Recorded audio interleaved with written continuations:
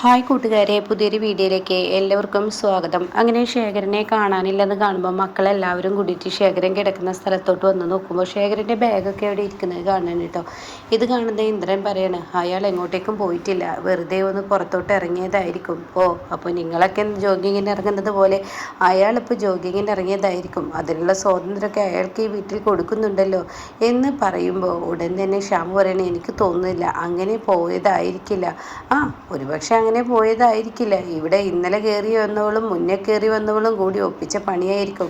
അയാളെ ഇവിടെ നിന്ന് മാറ്റുക എന്നുള്ളത് അവരുടെ ലക്ഷ്യമാണ്. അത് കേൾക്കുന്ന സത്യൻ, ഇന്നലെ കയറി വന്ന പ്രതിഭ അതേടാ, നിന്റെ ഭാര്യ പ്രതിഭയും ഇവൻ്റെ ഭാര്യ അനുഭവയും കൂടിയിട്ട് അയാളെ നമ്മളെയൊക്കെ ഒരു പാഠം പഠിപ്പിക്കാൻ വേണ്ടി അയാളെ ഈ വീട്ടിൽ നിന്ന് മാറ്റിയിട്ടുണ്ടാവും. അതായിരിക്കും അതിന് ആനന്ദമാഷ് കൂട്ടു നിന്നിട്ടുണ്ടാവും. അപ്പോൾ അത് കേൾക്കുന്നതിനോടുകൂടി സത്യം പറയുന്ന വായി തോന്നിയത് ഓരോന്ന് വിളിച്ചു പറയുന്നത്. ഞാനെന്തെങ്കിലും പറഞ്ഞാൽ വായി തോന്നിയത് അവർ ചെയ്യുന്നതിന് എനിക്ക് യാതൊരു തെറ്റൂലല്ലേ, ഇതേ അവരുടെ കളിയാണ്, അതുകൊണ്ട് അയാളെ ഇവിടെ നിന്ന് മാറ്റിയിരിക്കുകയാണ്. എന്നിട്ട് നാട് മുഴുവൻ നാട്ടുകാരെ കൊണ്ട് പറയിപ്പിക്കാലോ ഈ ശേഖരനെ ഞാൻ ഇറക്കി വിട്ടുന്നു, ഈ സുശീല ഇറക്കി വിട്ടുന്നു, അങ്ങനെയൊക്കെ പറയുമ്പോൾ ആളുകൾ അത് വിശ്വസിക്കുമല്ലോ എന്നൊക്കെ പറയുകയാണ് കേട്ടോ. അങ്ങനെ ഈ വാക്കുകൾ മൊത്തത്തിൽ കേൾക്കുമ്പോൾ ദേഷ്യം പിടിക്കുകയാണ് ഇന്ദ്രനും മറ്റുള്ളവർക്കും ഒക്കെ കേട്ടോ. അതും പറഞ്ഞ് സുശീല അങ്ങ് പോവുകയാണ്. ഈ സമയം ഇന്ദ്രനാണെങ്കിലോ ഇങ്ങനെ നിൽക്കുന്ന സമയത്ത് ശ്യാം പറയണേ, ഇനി എന്താ ഇന്ദ്രേട്ടാ ചെയ്യുന്നത്? ഇപ്പം അമ്മയുടെ സംസാരം വെച്ച് നോക്കുമ്പോൾ എനിക്ക് തോന്നുന്നു 2 ലക്ഷം രൂപ തട്ടിയെടുക്കാൻ ഗുണ്ടകൾ വന്നതുപോലെ അയാളെ തട്ടിയെടുക്കാൻ ഇനി ആരെങ്കിലും ശ്രമിച്ചിട്ടുണ്ടോ എന്നാണ്. ഇതിലൊരു തട്ടിക്കൊണ്ടു പോക്കുണ്ടോ എന്നൊരു തോന്നൽ അമ്മയുടെ സംസാരത്തിൽ. അത് കേൾക്കുന്ന സത്യന്, ഓ അതും എനിക്കും തോന്നി, എന്നാൽ നമുക്ക് പോലീസ് സ്റ്റേഷനിൽ കേസ് കൊടുക്കുക, അതായിരിക്കും നല്ലത്, ഒരാളെ കാണാനില്ല എന്ന് പറഞ്ഞിട്ട്. ഇതേ സമയം സുശീലയാണെങ്കിൽ ഹർഷയ്ക്ക് വിളിക്കുകയാണ്, എടി ഹർഷ, അയാൾ ഇവിടെ ഇല്ല, എങ്ങോട്ടാണ് പോയതെന്ന് അറിയില്ല, എന്താ ഉണ്ടായതെന്ന് അറിയില്ല. അപ്പം അതിനിടയ്ക്ക് ഇന്ദ്രൻ പറയുന്നുണ്ട്, ഇന്നലെ രാത്രി ഞാൻ അയാളോട് സംസാരിച്ചു, അപ്പോൾ അയാൾ ഈ വീട്ടിൽ നിന്ന് പോവാമെന്ന് പറഞ്ഞിട്ടുണ്ട്, അതിനൊന്നും അയാൾ നിന്ന് തന്നില്ലടാ, കണ്ടില്ലേ എന്നൊക്കെ ഹർഷയോട് പറഞ്ഞു കൊടുക്കുകയാണ് കേട്ടോ. അപ്പോൾ അയാൾ പേരുദോഷം പറഞ്ഞുണ്ടാക്കാൻ വേണ്ടി ചെയ്തതാണ് ഇതൊക്കെ. എന്തായാലും മക്കൾ കേസ് കൊടുക്കാൻ പോവുകയാണെന്നൊക്കെ പറയുമ്പോൾ, എൻ്റെ ആൻറ്റി ഒരിക്കലും കേസ് കൊടുക്കരുത്, കേസ് കൊടുത്തു കഴിഞ്ഞാൽ അയാളെ പിടിക്കപ്പെട്ട് കഴിഞ്ഞാൽ അയാൾ പറയും സുശീല എന്ന സ്ത്രീ എന്നെ ഒരുപാട് മാനസികവും ശാരീരികവുമായി പീഡിപ്പിച്ചെന്നും മറ്റുള്ളത് ചെയ്തതെന്നൊക്കെ പറഞ്ഞു കഴിഞ്ഞാൽ ആൻറ്റി ജയിലിലാവും. അത് ഞാൻ പറയണം. അയ്യോ ഹർഷ, അങ്ങനെയൊക്കെ ഉണ്ടോ? ഉണ്ട്. ഇപ്പോൾ അയാൾ ആ വീട്ടിൽ നിന്ന് ഇറങ്ങിപ്പോയത് അത് ആൻറ്റി ആയിരിക്കും ബാധിക്കുക, അങ്ങനെ ആയിരിക്കും ഉണ്ടാവും. അതുകൊണ്ട് ആൻറ്റി ശ്രദ്ധിക്കണം, ആ കേസ് മക്കൾ കൊടുക്കാതെ ഇരിക്കണം, അതിനുള്ള വഴി എന്താണെന്ന് ആൻറ്റി നോക്കണം എന്ന് പറയുന്നു കേട്ടോ. അങ്ങനെ ഈ സമയം സത്യനെയാണ് കാണിക്കുന്നത്. സത്യം പോലീസ് സ്റ്റേഷനിലോട്ട് പോകാൻ ഡ്രസ്സ് മാറുമ്പോൾ പ്രതിഭ പറയണേ, എവിടോട്ട് സത്യമായിട്ട് പോകുന്നത്? അതെ, ഇവിടുന്ന് ഒരാളെ കാണാതായിട്ടുണ്ട്, അപ്പോൾ അയാളെ കാണാനില്ലെന്ന് പോലീസിൽ ചെന്ന് പരാതി പറയുന്നത്. എൻ്റെ സത്യമായിട്ട് അതിനൊന്നും ആവശ്യമില്ല, കാരണം അദ്ദേഹം വെറുതെ പുറത്തിറങ്ങുകയോ അങ്ങനെ എന്തെങ്കിലും ചെയ്തതാണെങ്കിൽ അദ്ദേഹത്തിൻ്റെ ബാഗ് ഇവിടെ ഇരിപ്പുണ്ടല്ലോ, അപ്പോൾ അങ്ങനെ എന്തെങ്കിലും ചെയ്തതായിരിക്കും, അതിന് ഇത്ര വിഷയമാക്കണ്ട. അത് നിനക്കറിയോ അദ്ദേഹം എവിടെ പോയിരിക്കുന്നതെന്ന്? നീ പറ, വിഷയമാക്കണ്ട എന്നുണ്ടെങ്കിൽ നീ പറ, നീയും അനിയടത്തെയും കൂടി മനഃപൂർവ്വം ചെയ്യുന്ന കളികളാണ് എന്നൊക്കെ ചോദിക്കുമ്പോൾ എന്താ സത്യമായിട്ടായി പറഞ്ഞു, ഞങ്ങൾ തമ്മിൽ ഇത് അറിഞ്ഞിട്ട് തന്നെ ഇല്ല എന്ന് പറയാൻ കേട്ടോ. എന്നാൽ ഈ സമയം ശേഖരനെയും കൊണ്ട് ധനൻ അനുപമയുടെ വീട്ടിലെത്തിയിരിക്കുകയാണ്. അനുപമയാണെങ്കിൽ ഓണപ്പൂക്കളൊക്കെ ഇട്ടുകൊണ്ടിരിക്കുകയാണ്. അങ്ങനെ അത്തപ്പൂക്കൾ ഇട്ടിട്ട് ഇങ്ങനെ ഇരിക്കുന്ന സമയത്താണ് അങ്ങോട്ടേക്ക് ധനൻ കയറി വരുന്നത്.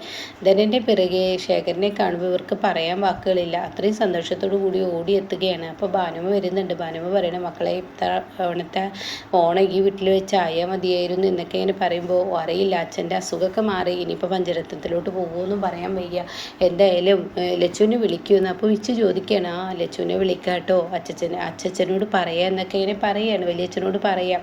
ആയിക്കോട്ടെ, എന്തായാലും ഇത്തവണ ഞാൻ ഭാഗ്യവതിയാണ്, എല്ലാവരും കൂടി ഒരുമിച്ചുള്ള ഒരു ഓണം എനിക്ക് കാണാൻ പറ്റിയല്ലോ എന്നൊക്കെ ഭാനുമ്മ പറയുകയാണ് കേട്ടോ.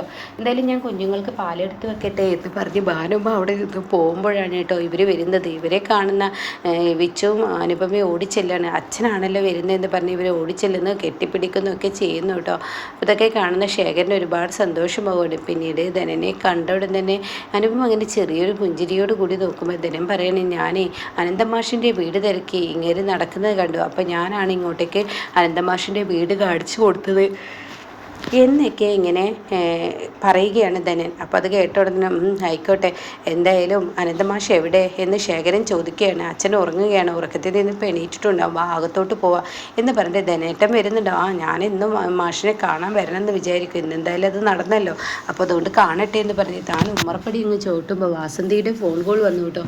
വാസന്തിയുടെ ഫോൺ കോളാണെന്ന് അറിയുന്ന ധനൻ അപ്പോൾ ഒന്ന് പരിങ്ങുന്നുണ്ട്. ഉടൻ തന്നെ ധനൻ, ഇത് വാസന്തിയാണല്ലോ വിളിക്കുന്നത്, എന്താ വാസന്തി? അതെ, പാല് കൊണ്ടുവരാൻ പറഞ്ഞിട്ട് ഇക്കണ്ട നേരം കൊണ്ടുവന്നില്ല. അപ്പോഴേക്കും ധനൻ പറയണത് ഞാൻ പിന്നെ വരാം കേട്ടോ, ഞാൻ പാല് എത്തിച്ചു കൊടുക്കുക എന്ന് പറഞ്ഞിട്ട് ഇതുവരെ എത്തിച്ചു കൊടുക്കാത്തതിനെ തുടർന്ന് വഴക്കാണ് അവിടെ. അപ്പോൾ വാസന്തിയുടെ കയ്യിൽ നിന്ന് എനിക്ക് പൊതിരി കിട്ടും, അപ്പോൾ അത് ഒഴിവാക്കാൻ ഞാൻ പോട്ടെ എന്ന് പറഞ്ഞ് പോകുന്നു കേട്ടോ. ഈ സമയം അതും പറഞ്ഞിട്ട് അവിടെ നിന്നും പോകുമ്പോൾ ഉടൻ തന്നെ ഇവരൊക്കെ ചിരിക്കുകയാണ്. പിന്നീടാണെങ്കിലോ എന്താണ് ഇവിടെ സംഭവിക്കുന്നത് അറിയാതെ സത്യനും ഷാമും എല്ലാവരും കൂടി പോലീസ് സ്റ്റേഷനിലോട്ട് കേസ് കൊടുക്കാനുള്ള ആ ഒരു പുറപ്പാടാണ്. വർഷ പറഞ്ഞിരിക്കുന്നത് മക്കളെ പിന്തിരിപ്പിക്കാനാണ്. അങ്ങനെ മക്കൾ 3 പേരും ഇറങ്ങാൻ നേരത്ത് സുശീല പറയുന്നത് എന്തിനാടാ ഇപ്പോൾ പോലീസ് സ്റ്റേഷനിൽ കേസ് കൊടുക്കുന്നത്, പിന്നെ ഒരാൾ വീട്ടിൽ നിന്ന് മിസ്സായി കഴിഞ്ഞാൽ കേസ് കൊടുക്കേണ്ടേ, അതിനൊന്നും ആവശ്യമില്ല, അയാൾ 2 ദിവസം കഴിഞ്ഞാൽ വരുന്നുണ്ടോ ഒന്ന് നോക്ക്, ശേഷം മാത്രം മതി എന്ന് പറയുന്നു കേട്ടോ. അപ്പോൾ ഉടൻ തന്നെ പറയുകയാണ് എന്തായാലും ഇനിയിപ്പോൾ അയാൾ എന്തൊക്കെയാണോ ഉണ്ടാവുന്നത് എന്നൊക്കെ ഇങ്ങനെ പറയുകയാണ്. അപ്പോൾ ഉടൻ തന്നെ എന്തായാലും കേസ് കൊടുത്തേ പറ്റുള്ളൂ, ഒരാൾ മിസ്സായി കഴിഞ്ഞാൽ പോലീസ് സ്റ്റേഷനിൽ അയാളെ കാണാനില്ല എന്നുള്ള കേസ് കൊടുക്കേണ്ടി വരും, അല്ലെങ്കിൽ നാളെ പോലീസിൻ്റെ നേർക്കുള്ള ചോദ്യം നമുക്ക് വരും. ഞാനല്ലേ നിങ്ങളോട് പറഞ്ഞത് 2 ദിവസം കഴിഞ്ഞിട്ട് കൊടുത്താൽ മതി, ഇപ്പോൾ എന്തായാലും കൊടുക്കാൻ നിൽക്കേണ്ട, അയാൾ ചിലപ്പോൾ പോയതുപോലെ തന്നെ തിരിച്ചു വരും, അങ്ങനെ വരുമോ എന്ന് നോക്കാം, അതിനുശേഷം ആവാം കേസ് എന്ന് പറയാം കേട്ടോ. അപ്പോൾ ഈ സമയം കാണാൻ ധനൻ അങ്ങോട്ടേക്ക് കടന്നു വരുന്നത്. അപ്പോൾ ഷ്യാം പറയുന്നുണ്ട് അതൊന്നും ശരിയല്ല എന്ന് പറയുമ്പോൾ നിങ്ങളൊന്നും മിണ്ടാതിരിക്കുകയെന്ന് സോന പറയുകയാണ്. ഇതേസമയം ധനൻ്റെ കടന്നു വരുമ്പോൾ കാണുന്നതിനോടുകൂടി എല്ലാവരും ഇങ്ങനെ ഞെട്ടലോടുകൂടി നോക്കി നിൽക്കുകയാണ്. അപ്പോൾ ധനൻ പറയണേ എന്നെ കണ്ടിട്ടാണോ നിങ്ങളെല്ലാവരും നോക്കി നിന്നത്, ഞാൻ നിങ്ങളോടൊരു പ്രത്യേക ന്യൂസ് പറയാൻ വന്നതാണ്. അപ്പോഴേക്കും ധനനോട് ഇന്ദ്ര ചോദിക്കുകയാണ് എന്താ ധനേട്ട സുഖമല്ലേ, കുഴപ്പമൊന്നുമില്ലല്ലേ, ഇല്ല കുഴപ്പമൊന്നുമില്ല.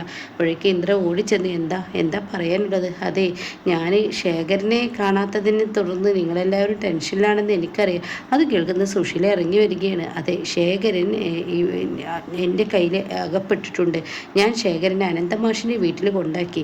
അത് കേൾക്കുന്ന സുശീല ഇപ്പം എന്തായി, ഞാൻ പറഞ്ഞില്ലേ ഇവിടുത്തോളും അനുഭവം എന്ന് പറയുന്നവളും രണ്ടാളും കൂടി ചേർന്ന് അനന്തമാഷും ചേർന്ന് നമ്മളെ തോൽപ്പിക്കാൻ വേണ്ടി അടുത്ത പരിശ്രമം നടത്തിയെന്ന് മനസ്സിലായില്ലേ.